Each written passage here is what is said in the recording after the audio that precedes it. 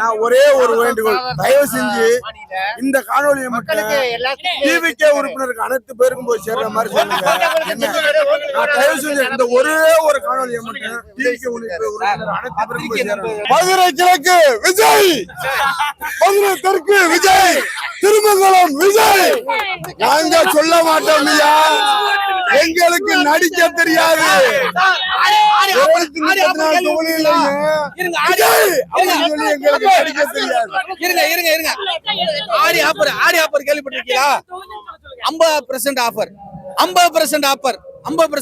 எல்லா கடையிலையும் சொல்லுவாங்க. அதுதான் விஜய். நான் விடாம சொல்லணும் அப்படின்னா, மடக்கு ஊதி அப்படின்னு சொல்லி சொல்றாங்கல்ல, அவங்களோட அஞ்சலுக்கோ சலசலப்புக்கோ நாங்க அஞ்சுறாள் கிடையாது. அதை நாங்க விடாம சொல்லணும்னா மடக்கூதிய சொல்லணும். அதை நாங்க சொல்ல விரும்பல. இருந்தாலும் நீங்க கேட்கறதுக்காண்டி நான் சொல்றேனே தவிர, அதுக்கெல்லாம் அவங்களோட மடக்கூதியோட மாநாட்டுக்கும் எங்களோட நிர்வாகிகளோட சந்திப்புக்கும் என்னங்கிறத நீங்களே தெரிஞ்சுக்குப்பீங்க.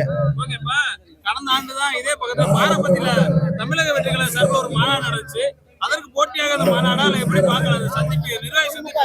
நாங்க யாருக்குமே திமுக என்னைக்குமே நாங்க ஒருத்தருக்கு போட்டியா நாங்க வரைய மாட்டோம். எங்களுக்கு போட்டி நீங்க என்ன நினைக்கிறீங்க? யாருக்கு நாங்க போட்டியா வர போறதே கிடையாது. எங்களுக்கு போட்டி ஏன்னா நாங்க பவளவிழா வாங்குறவங்களுக்கு பலகர கட்சிக்கும் வித்தியாசம் இல்லையா? சொல்லுங்க. ஒருத்தர் இன்னைக்கு நேத்து மேய்ச்ச மலையில இன்னைக்கு பொழைச்ச காலம் அவர் எங்களுக்கு முளைக்கவே இல்லை. சொல்ல போனா இன்னும் முளைக்கவே இல்லை. நேத்து பேஞ்ச மலையில துளுத்தி இப்பதான் வரலாமான்னு பாக்குது. அப்படிங்கும் போது சூரியன் ஒளிபட்டா எவ்வளவு பெரிய ஒரு நெல் பயிர் கூட தண்ணி இல்லைனாக்க சூரியன் ஒளிபட்டு காயும். புரியுதா? நெல் பயிர் கூட சூரியன் ஒளிபட்டு காயும்.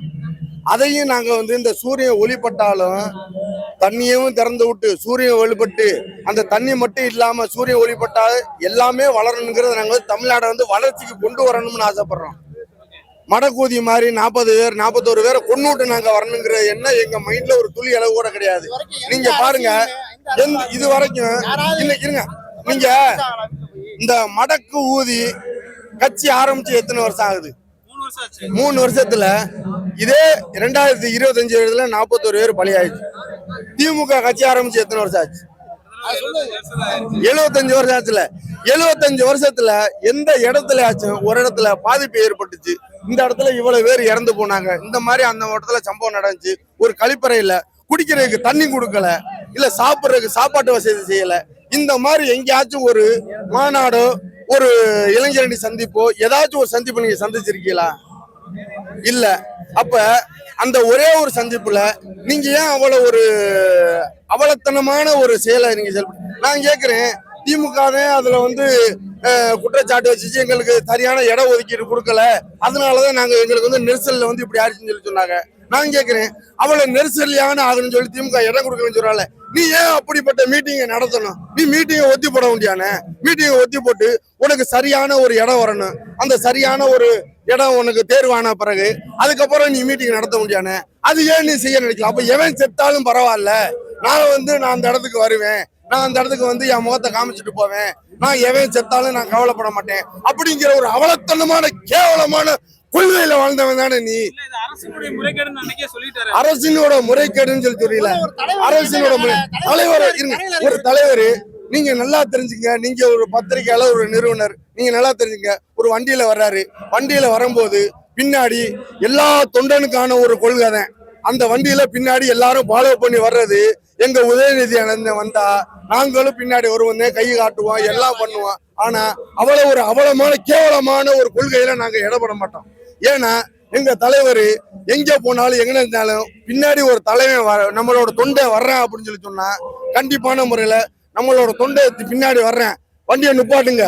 அந்த வண்டியை நுப்பாட்டி என்ன பிரச்சனை, அவ எதனால நமக்கு பின்னாடி வர்றேன் அப்படிங்கிறத கேளுங்க அப்படின்னு சொல்லி எங்களோட கொள்கை தலைவர், எங்களோட முதலமைச்சரா இருக்கட்டும், எங்களோட துணை முதலமைச்சரா இருக்கட்டும், 2 பேருமே வண்டியை நுப்பாட்டி என்ன ஏதுன்னு கேட்காம அந்த மாதிரி ஒரு கேவலமான புத்தியில போக மாட்டாங்க. லைட்டை ஆன் பண்ணி ஆஃப் பண்ணி போற கொள்கையில நாங்க கிடையாது. கட்டுக்கணங்காத கூட்டம் இல்லைங்க. நான் எப்படி சொல்றேன், தற்கொலை கூட்டம் தான் சொல்லணும். நீங்க இந்த பின்னாடி சுத்தி காட்டுங்க. இந்த சுத்தி காட்டுற கூட்டத்துல எவ்வளவு கூட்டம் இருக்கு, இதுல எத்தனை பேர் கம்பியில ஏறின, எத்தனை பேர் வந்து இந்த மரத்துல ஏறின தூக்கி பாருங்க, இந்த கேமராவை சுத்தி காட்ட சொல்லுங்க. எவனாச்சும் யாரோ எங்க திமுகவை சார்ந்த ஒரு மனிதர் யாராச்சும் எந்த கம்பியில ஏறினாங்களா இல்ல மரத்துல ஏறினாங்களா இந்த பின்னாடி இருக்கு கட் அவுட்ல ஏறினாங்களா? இது ஏன் செய்யல?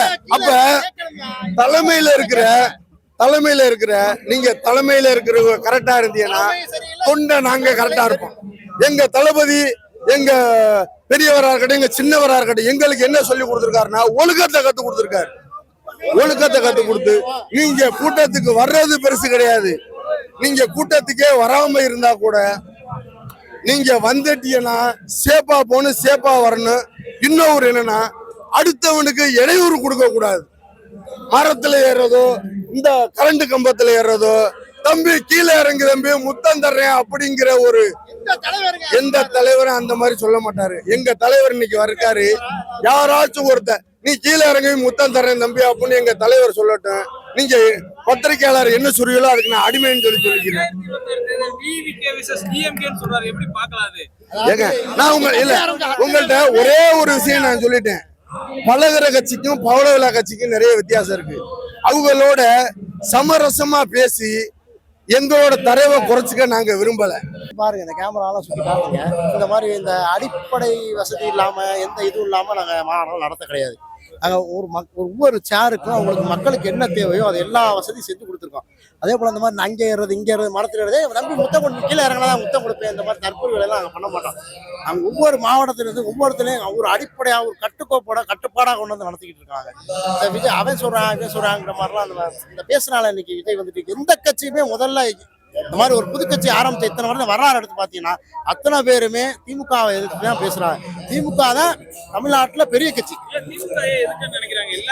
ஆமா, திமுக பேரை சொன்னாலே அவன் சபையில வர முடியும். ஏன்னா திமுக தான் தமிழ்நாட்டுல பெரிய கட்சி.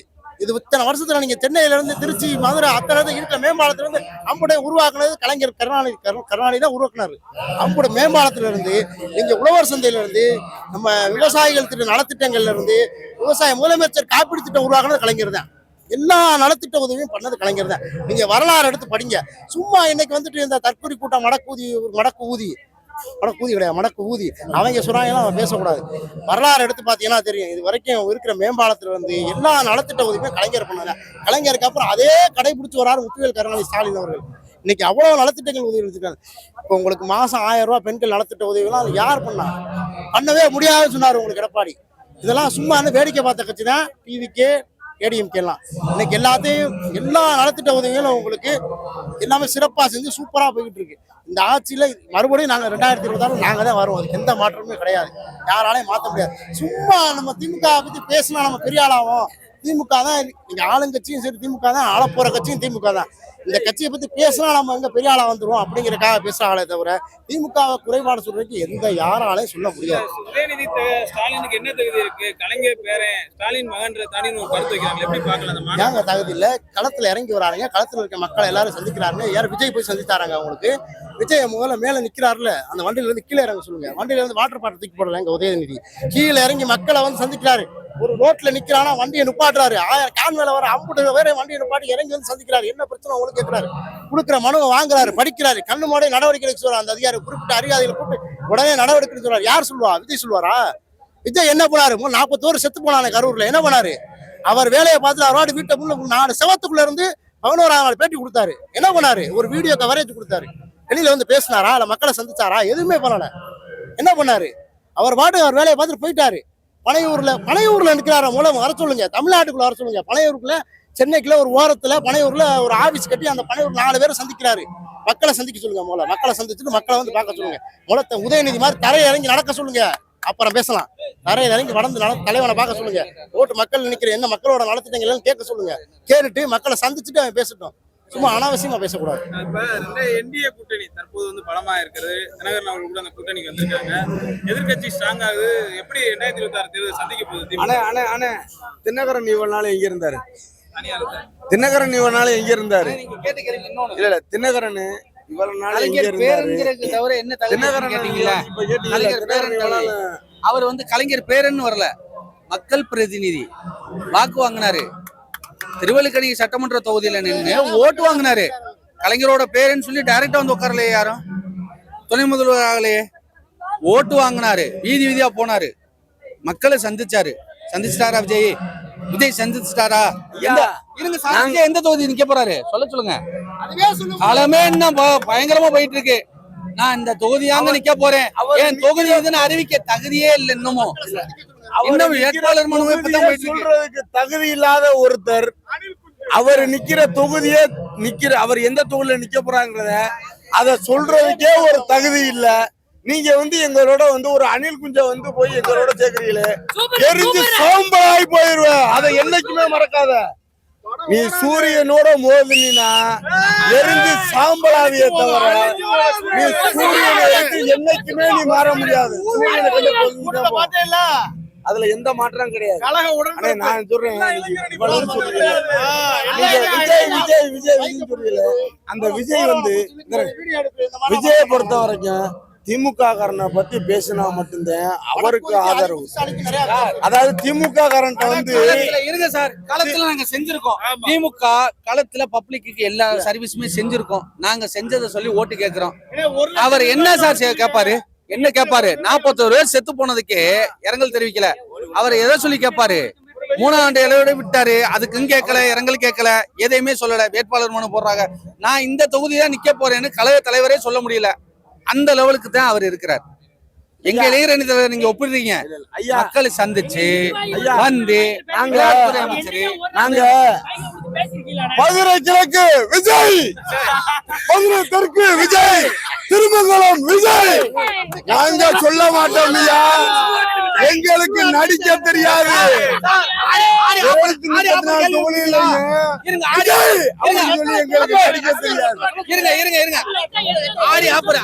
கேள்விப்பட்டிருக்கீங்களா? 50% ஆஃபர், 50% ஆஃபர், 50% ஆஃபர் எல்லா கடையிலயும் சொல்லுவாங்க. அதுதான் விஜய். ரெடிமேட் வியாபாரம் 50% ஜவுளி கடை தள்ளுபடி. இங்க அரசியலுக்கு வேண்டாம். அரசியல் வந்து மக்களை நலன் பெரியார் கொள்கையை ஏத்துக்கிட்டேன்னு சொன்னார்ல, கொள்கையை பத்தி சொல்லுங்க. பெரியார் கொள்கையை சொல்லுங்க. அஞ்சலி அம்மா என்ன 5 தலைவர் வச்சாரு, 5 தலைவரை பத்தி ஒரு 5 நிமிஷம் சொல்ல சொல்லிருங்க. சொல்லிட்டா அந்த கட்சிக்காரண்டையும் கேட்டுருங்க. அப்பா பெரியார் யாரு? என்ன சொல்றாருன்னா ஒரு 5 நிமிஷம் லாட்ரி நாளைக்கு காலைல சொன்னா தெரியும் ஆதவர்ஜனா யாருன்னு. அவரே ஒரு நபரை நம்பி வந்தார். சரி சரிங்க சார், என்னோட ஒரே ஒரு கேள்வி. ஒவ்வொரு தலைவரையும் பத்தி 5 நிமிஷம் பேசுவேன். ஒவ்வொரு தலைவரையும் பத்தி 5 நிமிஷம் பேச வேண்டாம். 5 தலைவரையும் பத்தி ஒரே நிமிஷம் பேச. சரி சார், நான் சிம்பிள். ஒரு தலைவர் இல்ல ஒரே நிமிஷம் பேசுறேன். 5 தலைவரையும் பத்தி ஆதவர்ஜனா சொன்னீங்கல்ல, ஆதவர்ஜனா இல்ல ஆதவர்ஜனா எந்த கொள்கையை ஏத்து விடுதலை சித்திரம் போனாரு? இல்ல தலைவா இருங்க. எந்த கொள்கையை ஏத்து விடுதலை சித்திக்கு போனாரு? எந்த கொள்கையை ஏத்து செயல்பட்டாரு? இன்னைக்கு எந்த கொள்கையை ஏத்து இங்க வந்திருக்காரு? கொள்கையை சொல்லுங்க. அந்த கொள்கையில எனக்கு அந்த செயல்பாடு பிடிக்கல, இந்த கொள்கையினால நான் வெளியே வந்துட்டேன் சொல்லுங்க. இல்லையே, தான் சேர்த்து வச்ச பணத்தையும் மாமனாரோட பணத்தையும் எல்லாத்தையும் பாதுகாத்துக்கிறதுக்கு அவர் வந்துட்டாரு. அவருக்கு எம்பி சீட்டு கொடுக்கல. தகுதியான நபருக்கு மட்டும்தான் திமுக எம்பி சீட்டு. களத்தில் பணியாற்றிய நபருக்கும் கழகத்தை ஆண்டு குலைத்தவனுக்கு மட்டும்தான் சீட்டு. சரிங்களா? அவருக்கு கொடுக்கல. அந்த இயல்புனால அவர் போயிட்டாரு. வேற என்னத்தை சொல்லி ஓட்டு கேட்பீங்க? அதான் நான் என்னத்தை சொல்லி ஓட்டு கேட்பாரு சொல்லுங்க. திருமாவளவன் கட்சியில 20 பேர் இருக்காருன்னாரு. அப்பேற்பட்ட கட்சி அவர் கிடையாது. அவர் கட்சியில எவ்வளவு பேர் செயல்படுறாங்க. ஆனால் ஆதவர்ஜனா தன்னை பெருமைப்படுத்திக் கொள்வதற்காண்டி எவ்வளோ பேசுறாரு. அவன் அதுல 5 பேர் கூமாளி கொட்டான். அதாவது சொல்லுவாங்கல்ல ஒரு பழமொழி, 8மே சோக்கரா இருந்தா என்ன பண்றதுங்கிற மாதிரி. டிவிக்கல இருக்க எல்லாமே சோக்கரா இருந்தா என்ன பண்ண முடியும்? இருக்க எல்லாமே சோக்கரா இருந்தா என்ன பண்ண முடியும்? நம்ம ஒண்ணுமே பண்ண முடியாது. களத்தை சொல்லுங்க. நாங்க கழகத்துக்கு வர்றோம், இந்த சொல்றோம், இந்த கொள்கையை சேர்ந்து மக்களுக்கு பயணிக்க வரோம், மக்களோட செயல்படுறோம், மக்களோட பயணிக்கிறோம் சொல்லுங்க. வருவாங்க மக்கள். ஒண்ணுமே சொல்லல. மக்களோட என்னோட வீட்டுக்கு 2 ஓட்டு இருக்கு, 3 ஓட்டு இருக்கு. வீடு ஃபுல்லா ஓடு இருக்கும். அங்கிட்டு ஃபுல்லா கிச்சன் ஓடு நிறைய இருக்கும். புடுங்கிட்டு போக வேண்டியதுதான். களத்துக்குள்ள நம்ம தான் போறோம். நான் ஒரே ஒரு வேண்டுகோள், வீட்டுக்கு ஒரு வண்டி தரேன். அண்ணே, நான் ஒரே ஒரு வேண்டுகோள், தயவு செஞ்சு இந்த காணொலியை மட்டும் டிவிகே உறுப்பினருக்கு அனைத்து பேருக்கும் போய் சேர்ற மாதிரி சொல்லுங்க. என்ன, நான் தயவு செஞ்சு இந்த ஒரே ஒரு காணொலியை மட்டும் டிவிகே உறுப்பினர் அனைத்து பேருக்கும் போய் சேர்றேன். தயவு செஞ்சு இதே மாதிரி வந்து கேக்குறீங்கல்ல, தயவு செய்து சொல்றேன், விஜயோட எங்க உதயநிதியை ஒப்பிடாதீங்க. உங்க இளந்தலைவர் கலைஞரோட பேருங்கிறது ஒப்பிடாதீங்க. களத்துக்கு வந்தாரு ஸ்டாலின் 50 வருஷம் ஃபீல்டு ஒர்க்கரு, இவரும் ஃபீல்டு ஒர்க்கரு. சினி ஃபீல்ட விட்டுட்டு வந்தாரு. விஜய் மாதிரி சொல்லல, நான் சினி ஃபீல்ட விட்டுட்டு வரேன் விஜய் சொல்லிவிட்டு வாரிசு படம் நடிச்சாரு. அதுக்கப்புறம் படம் நடிச்சாரு, லியோ நடிச்சாரு, வாரிசு நடிச்சாரு, எல்லாம் நடிச்சிட்டு தான் படம் ஃபீல்டுக்குள்ள வந்தாரு. ஆனா அவரு அதோட படம் சொன்னாரு, மாமனிதனோட நிறுத்தினாரு. அதுக்கு முன்னாடி ஃபீல்டு ஒர்க்கரு, களத்துக்கு போனாரு. ட்ரிபிள் கேனிக்ல போய் இன்னைக்கு கேளுங்க, மழை காலத்துல எப்படி வந்தாரு, என்ன ஃபீல்டு ஒர்க் பண்ணாரு, என்ன செஞ்சாரு, எல்லாம் கேளுங்க. களம் தான் ஜெயிக்கும் சார். உங்க தேவையை பூர்த்தி பண்றவன் தான் சார் பப்ளிக்கா இருப்பேன். பப்ளிக்கோட போய் நின்று இதுக்கு வந்து தலைவனா இருப்பேன். அதெல்லாம் வேண்டாம். தான் குடும்பத்தையே பாத்துக்க முடியாத உன்னால நீ தமிழ்நாட்டை பாப்பேன்னு எப்படி சொல்ற? உன் பொண்டாட்டி புள்ளைய பாக்குறதுக்கு உனக்கு தகுதி இருக்கா? உன் பொண்டாட்டி புள்ள உன்னோட இருக்கா? அதையே பாக்குற.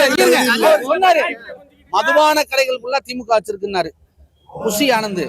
லிஸ்ட் எடுங்க, கூகுள்ல தட்டுங்க, கூகுள்ல தட்டுங்க. 9 பார் வச்சிருக்காரு குஷி ஆனந்த். கூகுள்ல தட்டுங்க. முதல்ல சார் சொன்னா தப்பா போயிடும். தன்னோட வேண்டாம், தன்னோட நம்ம முதல்ல சரி பண்ணிக்கிட்டா அடுத்து உன்னோட போகணும். அது தவறுதலா போயிடும்.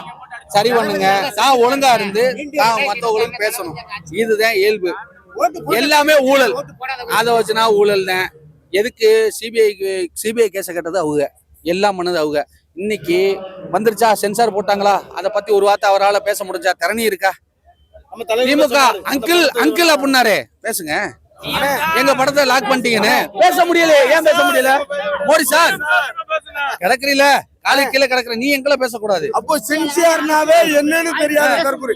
சென்சியார்னாவே அரசியல் பண்ண முடியல, வாயை விட்டு பேசவே முடியல. ஒரு எந்த கட்சியை எதிர்க்கிறோம், யாரை எதிர்த்து பேசவே முடியல. அவர் என்ன நடக்க போறாரு?